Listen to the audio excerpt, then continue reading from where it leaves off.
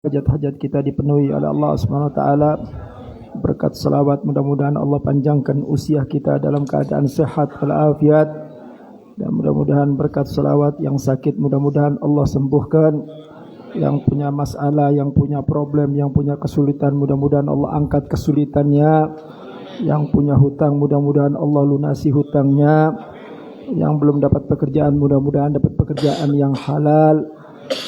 Mudah-mudahan Allah luaskan kita punya rezeki yang halal, rezeki yang mudah, rezeki yang gampang, rezeki yang barakah. Mudah-mudahan Allah jadikan keluarga kita keluarga yang sakinah, mawaddah, warahmah. Dan Allah jadikan anak-anak kita anak-anak yang saleh dan saleha. Berkat salawat kita kepada baginda Nabi kita Muhammad. Dan mudah-mudahan Allah berikan kepada kita al-istiqamah. Amin ya rabbal alamin. Bismillahirrahmanirrahim. Alhamdulillah, salatu wassalam ala rasulillah Muhammad bin Abdullah wa ala alihi wa sahbihi wa man wala. Nawaitu ta'allum wa ta'lim wa tadhakkur wa tadhkir wa nafa' wal antifa' wal ifada wal istifada wal hatha ala tamassukin bi kitabillah wa sunnati rasulillah sallallahu alaihi wasallam wa du'a ila al-huda wa dalala al-khair ibtigha wajhillahi wa mardatihi wa qurbihi wa thawabihi subhanahu wa ta'ala. Rabbi israh li sadri wa yassir li amri wahlul 'uqdatam min lisani yafqahu qawli wa saddid lisani wahdi qalbi bihaqqi sayyidina Muhammadin sallallahu alaihi wasallam.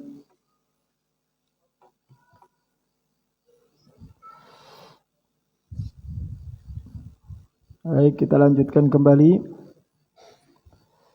Kita masih berbicara tentang bagaimana pentingnya al-akhlaqul karimah. Setelah kita mendengar dan menyimak daripada pembahasan-pembahasan di awal daripada kitab Akhlaqul Banin, bagaimana proses, bagaimana usaha dan upaya kita untuk bisa menggapai atau mendapatkan daripada nilai akhlak yang baik. Nah, sudah barang tentu di sana ada sebuah mujahadah, sehingga ketika itu kita lakukan, maka insya Allah akhlak yang baik itu akan menjadi satu tabiat. Akhlak yang baik itu menjadi satu kebiasaan, ya. Dan itu sudah barang tentu prosesnya, ya, cukup panjang. Kemudian beliau mengatakan wal akhlaqul hamida, dan akhlak yang baik hiya sababus sa'adati fid darain. Kemudian muallif, pengarang daripada kitab ini, menjelaskan bahwasanya akhlak yang baik itu menjadi satu sebab sa'adatud darain, dia akan mendapatkan kebahagiaan dari dunia sampai akhirat. Lihat, perhatikan. Akhlak yang baik itu bukan saja nanti di akhirat kita bahagia, tapi akhlak yang baik itu dijamin bahagia di dunia. Pada saat sekarang kita hidup di dunia, hidup kita dihiasi dengan akhlak yang baik, ya, dengan akhlak yang bagus, maka Allah akan memuliakan orang tersebut di dunia sebelum di akhirat. Makanya dikatakan sa'adati fid darain. Jadi orang yang berakhlak baik itu enggak rugi, ya. Jadi jangan berpikir kalau ada orang berakhlak baik itu oh nanti pahalanya di akhirat, oh nanti dapat surga. Enggak. Di sana udah pasti itu, ya, dapat kebahagiaan, dapat surga. Tapi sekarang kita berada di dunia ini, kita diberikan kebahagiaan, diberikan kesenangan oleh Allah Ta'ala. Dengan apa? Dengan akhlak. Karena tidak mungkin seseorang itu bisa dicintai, ya, bisa diidolakan, bisa disenangin kalau nggak punya akhlak baik, ya. Karena akhlak baik itu modal, ya, modal. Kita ingin dicintai, ya, dicintai oleh Allah, dicintai oleh manusia. Dengan apa? Dengan akhlak baik, dengan perilaku yang bagus, dengan tutur kata yang indah. Nah, itu yang menjadikan seseorang akan mendapatkan satu kebahagiaan. Bahkan beliau mengatakan wahya tarfa'u sahibaha ila ufuqil malaikatil mugarrabin. Bahkan orang yang punya akhlak baik itu nanti diangkat derajatnya oleh Allah melebihi daripada malaikat-malaikat yang paling dekat dengan Allah Ta'ala. Ya. Orang yang berakhlakul baik, ya, dengan akhlak yang baik, akhlak yang benar, ya, akhlak yang terpuji, bukan saja dia bahagia di dunia, tapi Allah akan angkat kedudukan. Ya. Mari kita belajar daripada kehidupan baginda Nabi kita Muhammad sallallahu alaihi wasallam. Ya. Bagaimana beliau dimuliakan oleh Allah Subhanahu wa taala? Kalau kita lihat banyak ayat-ayat, ya, yang mana Allah menyanjung dan memuji keagungan dan kebesaran Nabi kita Muhammad sallallahu alaihi wasallam dengan akhlak.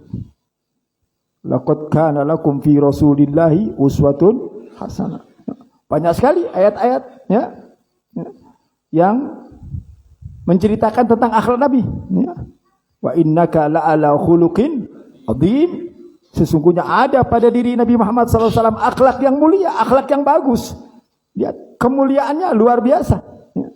Melebihi daripada para malaikat. Itu hadiah yang Allah berikan kepada orang-orang yang berakhlak baik. Dan itu tidak terbatas kepada Nabi, kepada umat Nabi Muhammad SAW. Manakala hidupnya dihiasi dengan akhlak yang baik, ya, dengan adab yang bagus, maka Allah akan mengangkat kedudukan dan derajat orang tersebut, ya, ke satu tingkatan yang sangat luar biasa, ya, ila ufugil malaikatil mugarrabin, sama, ya, bahkan melebihi para malaikat, ya. Kalau malaikat itu adalah makhluk Allah yang diciptakan dari cahaya, yang memang diciptakan oleh Allah untuk ibadah, ya. Jadi nggak ada malaikat itu terpleset dalam berbuat maksiat, enggak. Malaikat itu punya tugas masing-masing, ya. Ada yang tugas ibadah kepada Allah, ada yang sujud, ada yang ruku, ya, ibadah terus kepada Allah Ta'ala. Mereka tidak bermaksiat karena mereka tidak diberikan oleh Allah hawa nafsu. Tapi lihat manusia, Allah ciptakan ada hawa nafsu, ya, ya. Ada keimanan di sana, ada akal, ya. Tapi dia mampu untuk menguasai hawa nafsunya sehingga dia hiasi hidupnya dengan akhlak. Ya. Kata ulama, orang yang berilmu sedikit, ya, bukan tidak berilmu sedikit, tapi dihiasi dengan akhlak jauh lebih baik daripada orang yang ilmunya banyak tapi akhlaknya nggak karu-karuan. Punya ilmu, sebab nggak mungkin orang berakhlak kalau nggak punya ilmu, ya, karena dasar pertama itu ilmu. Dia tahu ini akhlak baik, akhlak buruk itu dari ilmu. Ketika dia punya ilmu sedikit, tapi akhlaknya luar biasa, menonjol akhlaknya, bagus, ya, itu lebih dicintai oleh Allah Ta'ala daripada orang yang punya ilmu, tapi akhlaknya bobrok. Kan banyak orang yang punya ilmu, tapi akhlaknya nggak karu-karuan. Akhlaknya bobrok, mulutnya nggak karu-karuan, ucapannya nggak karu-karuan, perilakunya nggak karu-karuan, ya, nggak punya akhlak bagus, ya. Berapa banyak orang yang punya ilmu tapi banyak musuhnya. Berapa banyak orang yang punya ilmu tapi dibenci, ya, nggak disuka oleh temannya, oleh tetangganya, oleh saudaranya. Kenapa? Karena perilakunya nggak bagus, perilakunya nggak benar, sehingga orang mau deketnya malas, gitu, ya, nggak suka. Orang itu yang paling menonjol dilihat sama orang itu akhlaknya. Kita terpikat dengan seseorang itu karena apa sih? Akhlak, ya. Bukan saja ilmu, iya, tapi akhlak lebih menonjol. Manakala orang itu berhadapan dengan kita, kemudian orang tersebut menghiasi dirinya dengan akhlak yang baik, kita akan tersihir, kita akan jatuh cinta sama orang tersebut. Lihat para sahabat Nabi SAW, bagaimana akhlak Nabi kepada para sahabat, luar biasa akhlaknya. Perhatiannya kepada sahabat, cintanya kepada sahabat, ngebantu para sahabatnya, mengedepankan akhlak yang baik. Bahkan Nabi kita Muhammad sallallahu alaihi wasallam mubarak alaih, diceritakan di dalam salah satu hadis, ada salah satu pembantu Nabi namanya Sayyidina Anas, ya. Itu Sayyidina Anas itu ngebantu sama Nabi, jadi pembantu, ya, ngebantu Nabi di rumah Nabi. Beliau mengatakan, aku membantu Nabi, aku berkhidmat kepada Nabi 10 tahun. 10 tahun aku duduk bersama Nabi. Di dalam aku berkhidmat, di dalam aku membantu Nabi, itu Nabi nggak pernah mengatakan kepada saya, kalau saya melakukan sesuatu yang salah, kemudian Nabi mengatakan atau menegur, kenapa kamu melakukan ini? Kenapa kamu tidak lakukan ini? Kenapa kamu begini? Itu 10 tahun, kata Sayyidina Anas, aku tidak pernah mendapatkan teguran dari Nabi SAW. Nah, mari kita lihat sama kita kalau sama pembantu teh kumaha. Kita kayak juragan kalau sama pembantu teh, semuanya itu serba pembantu ya. Kadang-kadang kita dikasih makan sama pembantu, ngucapin terima kasih aja berat. Ngebantu nih, ada orang pembantu di rumah kita, pagi kita dibikinin kopi, dibikinin teh, dibikinin makanan, ya sore, siang juga dimasakin, ditaruh depan kita. Berat amat sih kita ngomong, makasih ya. Apa beratnya? Tunjukkan akhlak yang baik gitu loh. Nggak ada beratnya. Jangan menghinakan, oh karena dia kan pembantu, Beb. Pembantu kan bukan level kita. Nah, ini akhlak yang bobrok begini deh. Ya. Nabi manusia paling agung sama pembantu begitu. Ini contoh kecil aja, contoh kecil di masyarakat kita, ya. Jadi jangan kalau dulu orang-orang tua kita ngajarin dulu ya, kalau sama pembantu, ya, kalau semua dikerjain pembantu, kata orang tua kita dulu, pembantu itu tugasnya membantu. Namanya juga pembantu. Tugasnya apa? Membantu siapa? Membantu juragan, kan begitu. Berarti yang banyak kerja siapa? Yang banyak kerja itu banyak juragannya. Ngebantu itu nggak banyak, namanya juga ngebantu. Sopir sama kernet, capean mana? Masya Allah. Jadi pembantu tak kayak kernet, nggak capek. Sopir yang capek, yang bawa mobil, yang lihat jalan, kan begitu. Resikonya lebih besar, ya. Tapi kalau kita kan enggak, begitu kita punya pembantu, 100% pembantu semuanya. Ya, sampai ngambil apa ya pembantu. Ini satu bagian daripada akhlak. Nabi ngajarin begitu. Nabi di rumahnya itu, kalau ada sandal putus, Nabi yang ngejahit. Ada baju sobek, Nabi yang ngejahit. Masya Allah. Ini satu contoh. Ya. Nah, makanya kedudukan Nabi sangat agung. Nah, maka di sini dikatakan orang kalau mau punya kemuliaan di sisi Allah, maka hendaklah dia memakai akhlak yang baik. Sebaliknya, wal akhlaqus sayyi'ah, akhlak yang rusak, akhlak yang bobrok, akhlak yang bejat, hiya sumumul qatilah, dia adalah racun yang akan membunuh kita. Nah, orang kalau sudah akhlaknya rusak, siapa mau senang sama orang? Orang kalau sudah perilakunya nggak bagus, siapa mau cinta sama kita? Dan itu mubaidatun an rahmatillahi rabbil alamin. Orang punya akhlak bejat itu, di samping itu racun dalam kehidupan, artinya dia tidak akan nyaman hidup itu. Yang menyebabkan dia dimusuhin orang karena akhlaknya nggak bagus. Yang menyebabkan dia dibenci orang karena akhlaknya nggak bagus. Yang menjadikan dia diomongin orang karena akhlaknya nggak bagus. Ya, semua itu karena akhlak. Nah, kalau sudah akhlaknya nggak bagus, makanya dikatakan sumumul qatilah, itu racun yang membunuh kita, sehingga kita nggak bisa berbuat apa-apa. Orang kalau sudah akhlaknya rusak, akhlaknya bejat, akhlaknya bobrok, dia tidak akan nyaman hidup di dunia, dia tidak akan bahagia. Mau kerja di sini ditolak, mau ngelamar pekerjaan di sini ditolak, mau bergaul sama orang ngejauh, ya, mau deketin orang juga nggak mau sama dia. Kenapa? Takut orang punya akhlak jelek, akhlak jelek. Bahkan nggak sampai di situ, itu menjadikan jauhnya rahmatu rabbil alamin. Maka orang tersebut dijauhi dengan rahmatnya Allah Ta'ala. Nah, orang kalau sudah Allah saja nggak cinta, rahmat itu kan kasih sayang Allah. Nah, orang yang punya akhlak yang jelek itu nggak dicintai sama Allah. Nah, kalau nggak dicintai sama Allah, apalagi sama makhluk.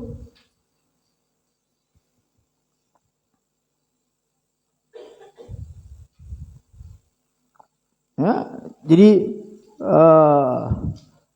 racun yang membunuh, ya, jauh dari rahmat Allah.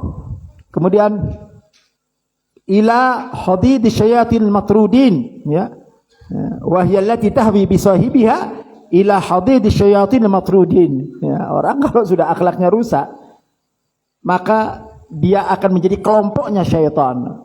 Syaitan paling suka, paling seneng kalau ada orang punya akhlak yang nggak bagus, itu kan temannya syaitan. Ada syaitan punya akhlak. Ada syaitan baik. Dulu pernah diceritain syaitan baik. Ada syaitan nggak ada syaitan baik. Syaitan itu pasti jahat. Mana ada? Kelihatannya kan baik. Yang kemarin saya ceritain ya. Ada lagi satu cerita menarik itu. Ada satu pemuda. Ini pemuda Masya Allah. Ya, zaman dahulu. Ini pemuda. Dia tidak pernah meninggalkan sholat berjamaah. Pada satu waktu. Ketika si pemuda ini mau keluar sholat subuh. Keluar sholat subuh. Licin jalannya itu. Begitu dia mau keluar menuju masjid. Sampai di tengah jalan. Dia terpleset. Jatuh. Badannya kotor semuanya. Maka dia harus balik lagi ke rumah. Karena dia menuju masjid. Dia buru-buru balik ke rumah. Ya, udah. Sampai di rumah dia ganti baju lagi. Bagus. Begitu ganti baju, jalan lagi dia. Dia mau ngelanjutin, mau sholat lagi, sholat berjamaah. Di tempat yang sama terpleset lagi. Jatuh lagi sampai 2 kali, gabluk. Jatuh lagi. Masya Allah. Kalau kita udah malas lah mungkin. Kalau kita ngomong, mungkin bukan takdirnya kali ya. Dianggap bukan takdirnya sama kita, mau sholat jamaah. Ya, udahlah sholat di rumah aja kan begitu frustasi. Ini pemuda Masya Allah, enggak. Begitu dia jatuh, ya basah lagi, dia pulang lagi. Dia pulang, dia ganti baju lagi. Dia ganti gamis, dia ganti baju. Dia pakai sarung, jalan lagi. Sampai di tempat dia yang jatuh 2 kali. Begitu dia lewat itu, tiba-tiba ada satu orang tua bawa gindil. Gindil itu kayak pelita. Apa yang buat metromak gitu ya. Gitu. Ya, di situ dia nunggu. Dilihat, ada orang itu aja. Kemudian si orang tadi bilang, sini ayo pemuda, hati-hati kamu jangan terpleset. Ini saya bawakan lampu supaya kamu nggak terpleset. Ayo saya antar kamu ke masjid. Dengan bantuan si orang tua tadi nggak terpleset ya, karena ada lampu tadi. Diantarkan dia sampai ke masjid.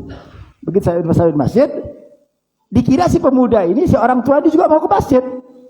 Diajak ke masjid. Dipaksa, dibilang enggak, saya enggak ke masjid, silakan kamu ke masjid. Saya enggak. Kenapa kamu sudah antarkan saya dari tempat tadi ke sini kan mau sama-sama ke masjid?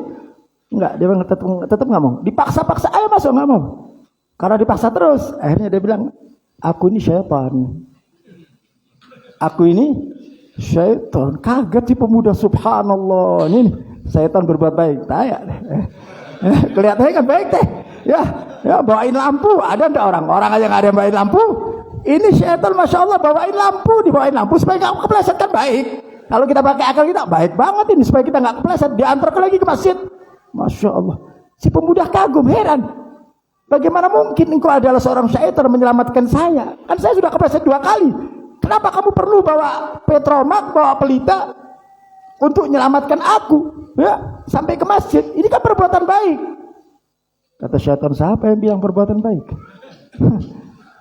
Apa kata syaitan? Enggak, saya tidak berbuat baik sama kamu. Saya enggak berbuat baik. Gimana enggak berbuat baik? Kamu udah lakukan? Iya. Kamu tahu, waktu kamu jatuh pertama, kemudian kamu balik ke rumah untuk ganti baju, itu aku melihat Allah mengampuni dosa-dosamu semuanya. Jadi dosamu dileburkan sama Allah Ta'ala. Gara-gara kamu pulang untuk kembali lagi ke masjid. Kemudian kamu yang kedua kepleset lagi. Jatuh lagi. Dan kamu kembali lagi ke rumah. Aku melihat Allah mengampuni keluargamu semuanya. Keluargamu diampuni. Kata syaitan, ini kalau sampai jatuh yang ketiga, saya takut satu kampung diampuni sama Allah Ta'ala. Rugi saya kalau satu kampung diampuni. Makanya cukup kamu sama keluarga kamu aja. Oh, kata pemuda, memang benar nggak ada setan baik. Emang nggak ada setan baik. Kelihatannya kan baik ngebantuin ya. Saya takut kalau kamu sampai ketiga tadi jatuh, kamu balik lagi, satu kampung diampuni sama Allah Ta'ala gara-gara kamu. Enggak, cukup kamu sama keluarga kamu aja udah cukup. Dianterin sampai ke masjid sama dia, aman. Ya, makanya ini jalannya setan tuh begitu. Ya, nah orang yang berakhlak jelek itu, wahya amradul qulub wa azgamun nufus. Ya. Orang yang punya akhlak yang baik itu hatinya udah rusak, ya. Dan itu penyakit hati, penyakit, ya. Kan bagian daripada apa? Daripada akhlak yang jelek kan penyakit-penyakit yang ada di hati, ya. Penyakit yang ada di hati, baik hasud, iri, dengki, itu kan akhlak-akhlak yang tidak bagus, akhlak yang jelek. Ya, wahya amradul qulub, itu penyakit hati itu, ya. Yang kalau kita tidak obatin itu penyakit, ya, maka itu nanti akan menjalar. Penyakit itu akan menjalar dalam kehidupan kita. Orang bisa berbuat jahat itu karena faktor hasud. Orang itu bisa berbuat jahat itu karena faktor sombong. Orang itu bisa berbuat jahat itu karena faktor sirik, nggak suka. Akhirnya dia berbuat jahat, akhlaknya jadi jelek. Sumbernya dari mana? Penyakit hati. Makanya penyakit hati itu bagian daripada akhlak yang tidak bagus, ya. Dan itu akan menjadi penyakit apa ya? Sudah penyakit dalam kehidupan kita, ya. Orang kalau sudah kena penyakit-penyakit hati itu, maka kehidupannya tidak akan tenang, kehidupannya tidak akan nyaman, ya. Kehidupannya tidak akan senang, ya. Apa yang dia lakukan dia selalu mengganggu orang, usil sama orang, karena sumbernya dari hati. Kalau sudah hatinya rusak gimana? Ya.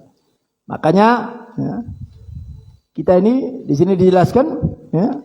Kita ini kalau kena penyakit hati, ya, wa aina minhul marad alladhi la yufawwitu illa hayatul jasad wa idza staddat inayatul atibba bi iladil abdan. Kita ini kalau melihat penyakit-penyakit yang ada di badan, kita berusaha bagaimana caranya menyembuhkan penyakit tersebut. Kita rela mengeluarkan ratusan juta untuk ngobatin jasad yang hina ini, ya. Yang nanti kalau masuk kuburan jadi makanan belatung, ya. Kita masya Allah perhatian, jangan begini ntar kamu sakit loh. Badan itu urusannya badan, jangan makan ini nanti kamu sakit, ya. Itu aja yang diurusin. Bukan berarti itu nggak boleh, bagus, kesehatan itu bagus. Tapi pertanyaannya, apakah seperti itu biilajil amradil qulub aula?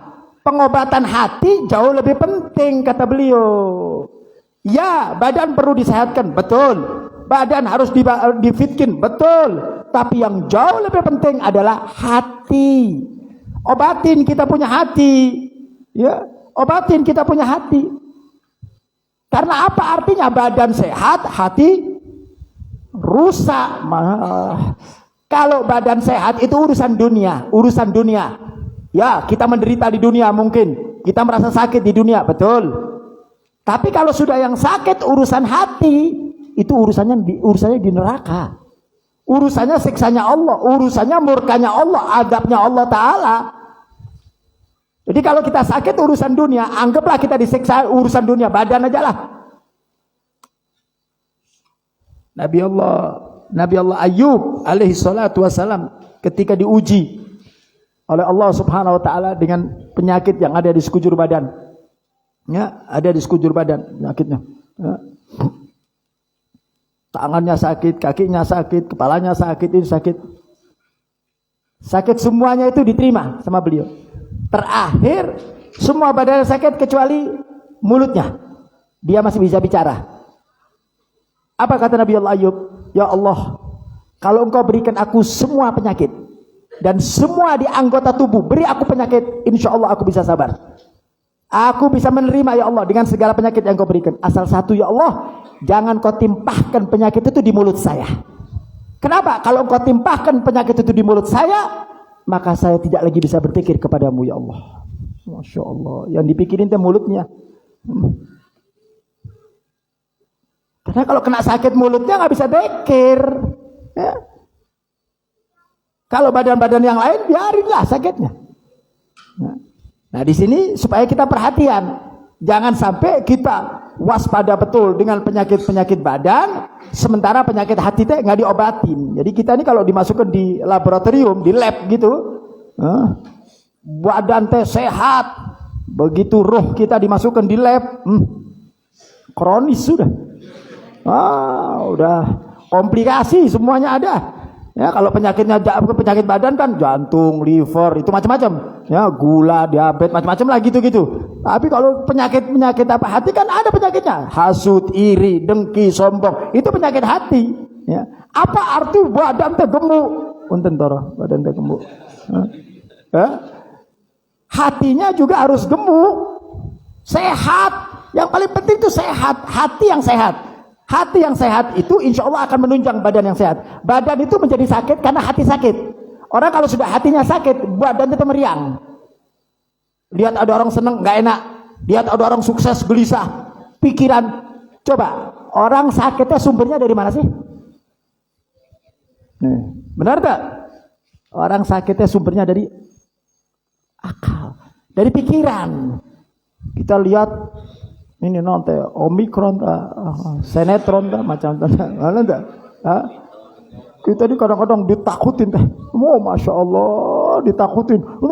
Semua dipikirin. Bangun tidur yang dilihat itu kepikiran ini. Hati-hati. Wah, silakan menjaga kebersihan silakan.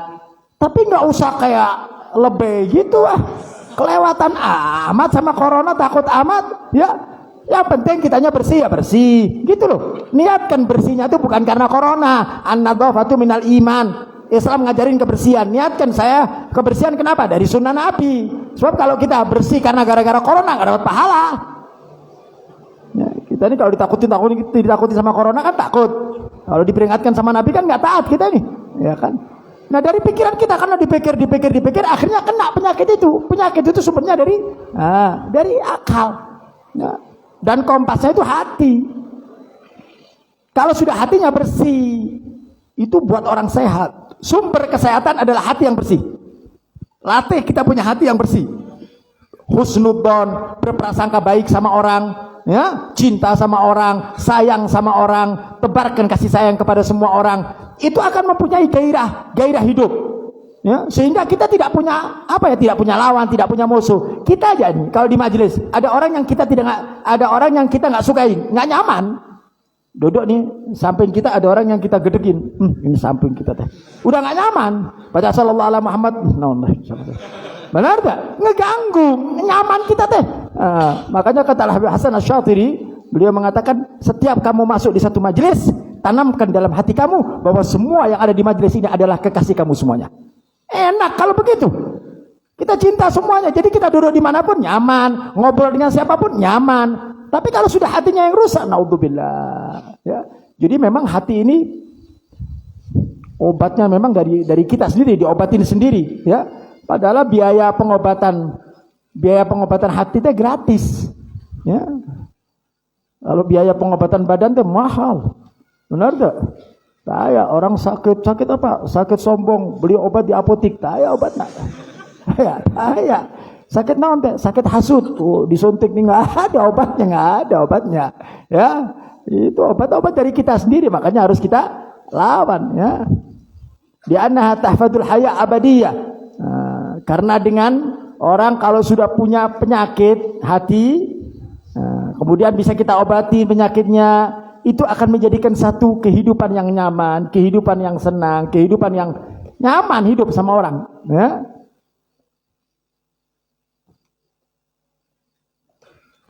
Dan ini kata beliau, wa hadza naw'un min at-tibbi wajibatun ta'allumuhu ala kulli dhilub. Dan ini harus diperhatikan oleh orang-orang yang berakal, ya, oleh orang-orang yang berakal. Jadi artinya apa? Penyakit-penyakit hati itu hendaklah harus disembuhkan, dilawan, ya, dihilangkan penyakit hati. Wahiyatibun anbiya. Bagaimana caranya? Ya itu yang bisa menyembuhkan itu adalah semua yang diajarkan sama Nabi, ya, diajarkan oleh syariat. Ya, kalau kita menjalankan apa-apa yang datang dari Nabi, apa-apa yang datang dari Allah Taala, ya, setiap penyakit itu semua ada obatnya, diajarkan di syariat. Ya. Kita diajarkan husnudzon, diajarkan berprasangka baik, itu obat semuanya. Nah tinggal kita diminum nggak obatnya. Nah kalau obat nggak diminum ya penyakit terus saja. Obat badan begitu kan, diminum. Kenapa ada zikir? Kenapa ada wirid? Kenapa ada sholawatan? Itu obat. Ghida'ur ruh, makanan hati. Ya. Kalau badan kan makanannya apel, pir, kan gitu. Badan teh sing sehat teh makan teh vitamin harus bagus nggak apa-apa itu. Tapi ini hati nggak dikasih makanan, akhirnya hatinya kurus kering, penyakitan. Nah itu kenapa? Ghida'ur ruh nggak ada, makanan hati itu nggak ada. Nah makanan hati ini sholawat. Orang kalau bersolawat, kemudian sholawat tenggelam dengan sholawatnya, nikmat sholawatnya, ya. Saya banyak baca kitab, ya, beberapa kitab. Semua sekarang para ulama menjelaskan tentang bagaimana hebatnya sholawat. Ya, tidak ada satu amalan di akhir zaman. Di akhir zaman yang lebih bagus daripada sholawat. Udah, semua. Abu ya Sayyid Muhammad Maliki, Habib Umar bin Habib, semua menasihatkan Allah hati-hati dengan sholawat. Udah, kalau kalian punya amalan kurang-kurang di sana sini, tambal sama sholawat. Udah, ya, kalau kita ibadah kurang di sana sini, tambal sama sholawat. Udah. Sholawat ini satu amalan yang mampu mengkoordinir semua ibadah-ibadah yang kurang. Ini hebatnya sholawat. Bayangkan amal ibadah kita itu ditimbang ikhlas atau tidak. Ikhlas diterima, kalau nggak ikhlas ditolak. Itu semua amal ibadah, semua amal ibadah. Sholat kita, puasa kita, semuanya. Kalau kita beramal ibadah, ya, kemudian ditimbang nanti sama Allah Ta'ala. Ketika ditimbang, oh ikhlas diterima, oh nggak ikhlas nggak diterima. Kecuali sholawat, sholawat nggak pakai, mau ikhlas mau nggak diterima sama Allah Ta'ala. Ini hebatnya sholawat, ya. Dan ini buat hati kita jadi besar. Nah, makanya kesempatan seperti ini jangan dilepaskan. Malam Jumat sholawat, selain malam Jumat jangan lupakan sholawat, terus baca sholawat, genjot sholawat, ya. Nggak ada satu kenikmatan ketika mulut bisa mengucapkan sholawat.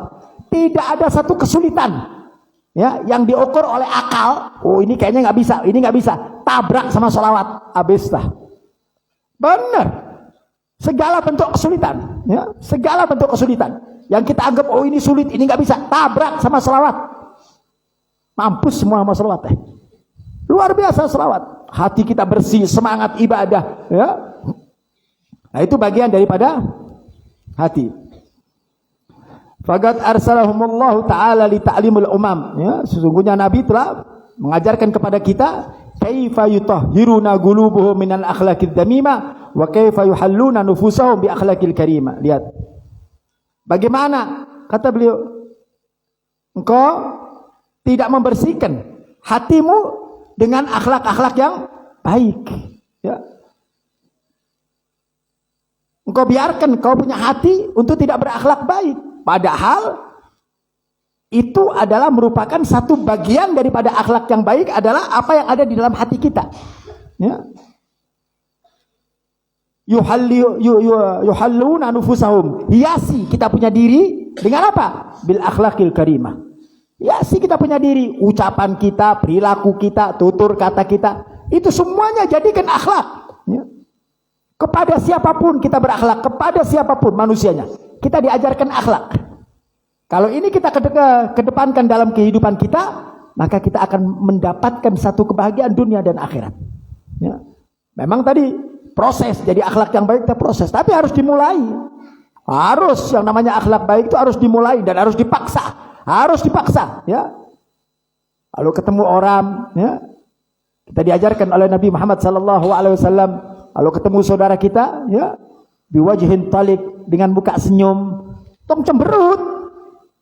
Ya Beb, habis ada masalah Beb, di rumah habis ribut Beb, di rumah habis perang Badar. Di rumah keluar yang baik. Yang di luar kan nggak tahu apa-apa. Kenapa yang luar kena jadi kena getahnya? Yang di luar teh nggak tahu apa-apa. Akhirnya apa? Mengundang orang tuh, lihat. Dasar udah muka jelek pakai cemberut lagi. Ah, diomongin kan? Diomongin akhirnya, benar tak? Tapi kalau kita rubah, di mana kita berada? Oh di rumah kita punya masalah. Ya udah, begitu keluar senyum sama orang, nyapa sama orang yang baik sama orang, ucapkan kalimat-kalimat indah sama orang. Nggak berat, tapi itu perlu dilatih. Kalau nggak dilatih repot. Kelihatan gampang, tapi tidak akan pernah bisa kita lakukan manakala itu tidak dibiasakan dalam kehidupan kita. Kalau kita sudah biasa mengucapkan kalimat baik, kepada siapapun kita keluar kalimat baik. Nggak boleh keluar kalimat yang nggak baik, yang nggak bagus, akhlak yang tidak baik, yang tidak bagus, ya. Itu akan merusak daripada kita punya akhlak. Akhirnya kalau sudah akhlaknya rusak, ya siapa yang mau cinta sama kita? Siapa yang mau suka sama kita? Kedepankan akhlak, segalanya akan dimudahkan sama Allah Ta'ala, ya. Dimudahkan akhlak sama orang tua, akhlak sama guru, akhlak sama tetangga, akhlak sama saudara, akhlak sama anak kecil, akhlak sama orang tua. Semuanya itu diajarkan dalam Islam. Kalau itu kita latih berakhlak, maka insya Allah, ya. Jadi kehidupan ini prinsipnya, ya, di sini dikatakan prinsipnya hiasi diri kalian dengan akhlak yang baik. Ya, belajar. Kalau kita nggak ngerti, kita tanya sama kiai, sama ustadz, tanya bagaimana akhlak yang bagus, ya. Makanya di kitab ini kita berbicara tentang akhlak terus, ya. Insyaallah nanti Jumat besok kita berbicara tentang al-haya wal waqahah. Ya, apa itu yang dimaksud dengan rasa malu? Bagaimana malu ini? Nah, nanti dijelaskan panjang lebar di sini, ya. Bagaimana keutamaannya, apa dalilnya, nah, bagaimana rasa malunya Nabi SAW. Semuanya itu bersumber dari baginda Nabi Muhammad Sallallahu Alaihi Wasallam. Ya, bersumber karena beliau adalah sumber kebaikan.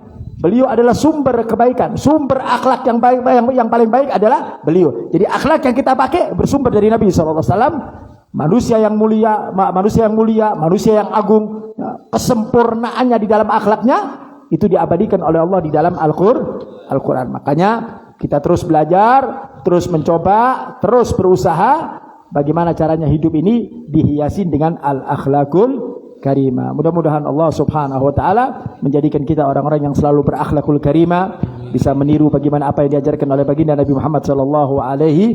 Amin ya rabbal. Nah, insyaallah nanti bulan depan, masih ada Jumat lagi ya. Ya, bulan depan tanggal berapa? Tanggal 6 ya. Sekaligus nanti kita bikin bulanan dan sekaligus Isra wal Mi'raj, ya. Dan insyaallah Habib juga sekaligus mau mengadakan khol, orang tua Habib, ya, nanti sekaligus orang tua Habib sama almarhum Bapak Haji Mulia beserta anak-anaknya kita bikin khol bareng, ya, insyaallah di bulan depan. Jadi sekaligus rutinan Isra Mi'raj dan sekaligus khol, ya, khol orang tua kita, ya. Dan tawakuf sementara ya. Habis itu bulan berikutnya akan masuk bulan puasa. Nah, nanti ketemu lagi bulan Syawal, setelah bulan Syawal, ya. Mudah-mudahan Allah berikan kita panjang umur, sehat walafiat. Allah berkahi kita di bulan Rajab, Allah berkahi kita di bulan Sya'ban, dan mudah-mudahan Allah berikan panjang umur, sehat walafiat sehingga kita bisa bertemu dengan bulan suci Ramadan dalam keadaan diridhai oleh Allah Subhanahu wa taala. Amin ya rabbal alamin. Ya Rabbana taqabbal bi annana tarabna wa annana asrafna asrafna wa tub alaina taubatan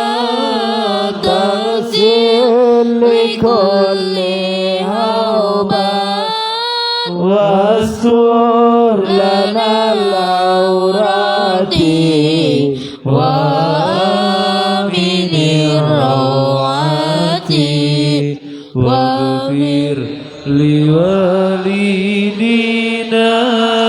rabbi wa mauludina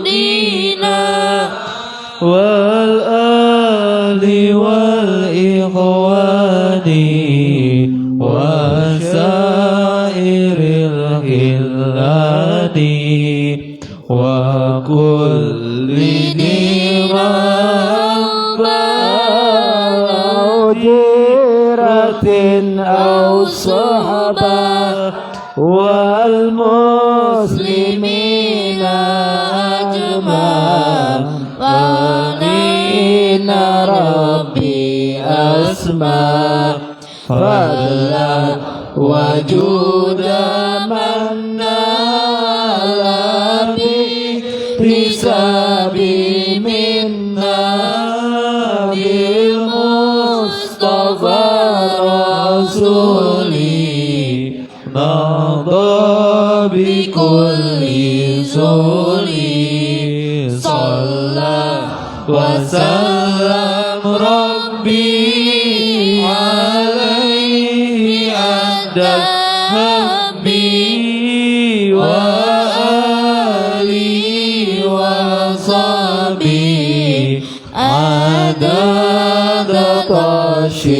Sobi walhamdulillahi fil bad'i wa tanahi hamdan katsiran daim mahabbatin nas nasta'in. Walhamdulillahirabbil alamin. Assalamualaikum warahmatullahi wabarakatuh.